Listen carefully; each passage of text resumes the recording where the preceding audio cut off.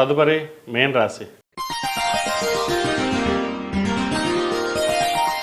మేన్ రాశి వారికి ఈ వారం వ్యాపారపరంగా వృత్తి ఉద్యోగాల పరంగా బాగుంటుంది. అయితే ఖర్చుల మటుకి వ్యాపారపరంగా కావచ్చు, వృత్తి ఉద్యోగాల పరంగా కావచ్చు, లేదా బంధువర్గంలో కావచ్చు అధిక ధనం ఖర్చే అవకాశం గోచరిస్తుంది. వాటి విషయంలో కొన్ని జాగ్రత్తలు తీసుకోవాలి.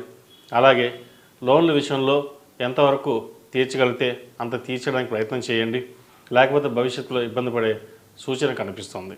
అలాగే నూతన వ్యవహారాలు, నూతన వ్యాపారాలు ప్రారంభించడానికి ఇది మన సరైన సమయం. నలుగురితో చర్చించి ఒక అడుగు ముందుకు వేయండి, మంచి ఫలితాలు సాధించగలుగుతారు. సంతాన విషయంలో ఎడ్యుకేషన్ పరంగా కొన్ని జాగ్రత్తలు తీసుకోవాలి. అలాగే హౌసింగ్ లోన్ విషయంలో, క్రెడిట్ కార్డు విషయంలో కొన్ని జాగ్రత్తలు తీసుకోవాలి. అప్పు ఇచ్చేటప్పుడు, తీసుకునేటప్పుడు కూడా కొన్ని జాగ్రత్తలు తీసుకోవాలి. ముఖ్యంగా క్రెడిట్ కార్డ్ లోన్స్, పర్సనల్ లోన్స్కి వెళ్లకుండా ఉండడం చెప్పదగిన విషయం. అవసరానికి మించి ధనాన్ని కూడా ఖర్చు పెట్టకుండా ఉంటే అంత మంచి జరుగుతుంది. ఈరోజు ధనం వచ్చింది, ఖర్చు పెట్టేద్దాం అనుకుంటారు, కానీ రేపు అన్నాడు ఆలోచించి నిర్ణయం తీసుకోండి. 10 మంది 10 రకాలుగా చెప్తారు, కానీ ఎండ్ ఆఫ్ ద డే మీకు మీరుగా ఆలోచించి నిర్ణయం తీసుకుంటే మంచి ఫలితాలు సంప్రాప్తిస్తాయి.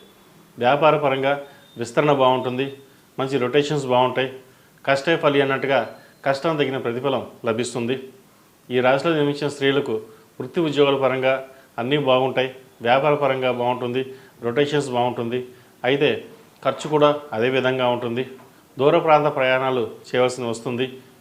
కుటుంబంలో ఒకరి ఆరోగ్య పరిస్థితి కొంచెం ఇబ్బందికరంగా ఉంటుంది, జాగ్రత్త వహించండి. హౌసింగ్ లోన్ విషయంలో కొంచెం జాగ్రత్త వహించాలి. నూతన గృహం కొనాలనుకునే వారికి లోన్ మంజూరు అవుతుంది. స్వగృహ కళ అనేది మీ కళ నెరవేరుతుంది, మంచి శుభసూచకం అని చెప్పచ్చు. అలాగే పిల్లల చదువు విషయంలో మంచి మార్కులు వస్తాయి, వాళ్ళ కష్టానికి ప్రతిఫలం లభిస్తుంది. పేరు ప్రఖ్యాతలు వస్తాయి వారి వల్ల.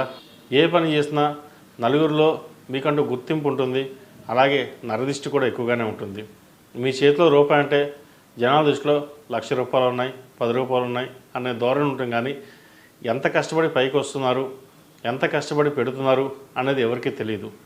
మీ కష్టానికి తగిన ప్రతిఫలం ఏదవుతుందో అది మీకు తప్ప ఇంకెవరికి తెలియదు.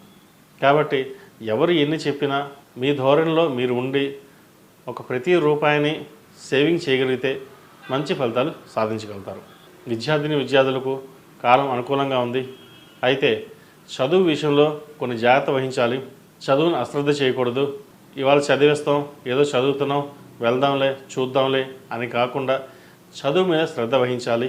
అలాగే స్నేహితుల పట్ల అవసరమైతే మంచి వాళ్ళతో స్నేహం చేయండి. ఎంతవరకు ఉండాలో అంతలోనే ఉండడం చెప్పదగినది. లేకపోతే స్నేహితుల వల్ల కూడా ఇబ్బంది పడవలసిన అవసరం గోచరిస్తుంది. ఏది ఏమైనా సరే ఎడ్యుకేషన్ పరంగా జాగ్రత్త వహించాలి. విదేశాల్లో ఉన్నవారికి ఉద్యోగ ప్రయత్నాలు చేసుకోవచ్చు, మంచి ఉద్యోగం లభిస్తుంది. విదేశాలు వెళ్ళాలనుకునేవారు కూడా ఈ వారం బాగుంది. కాకపోతే వీసా స్టాంపింగ్ విషయంలో కొంత జాప్యం జరుగుతుంది.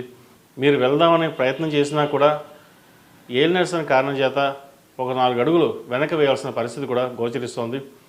ధైర్యం చేసి ప్రతి ఒక్క అడుగుని ముందుకు వేయండి, మంచి ఫలితాలు సంప్రాప్తిస్తాయి. ఈ రాశి వారికి మార్చి 29న శని భగవానుడు స్వక్షేత్రంలోకి రాబోతున్నారు.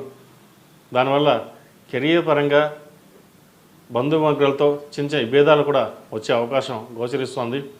ఈ రాశివారు ముఖ్యంగా శని స్తోత్రాన్ని పఠించడం, అలాగే దక్షిణామూర్తి స్తోత్రాన్ని పఠించడం చెప్పదగిన విషయం. పెద్దవాళ్ళు అయితే కాలభైరవ రూపం మెడలో ధరించండి.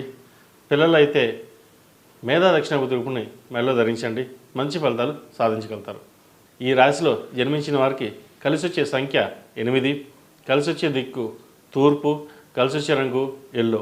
మేషం నుండి మీనం వరకు ఉన్నటువంటి రాశి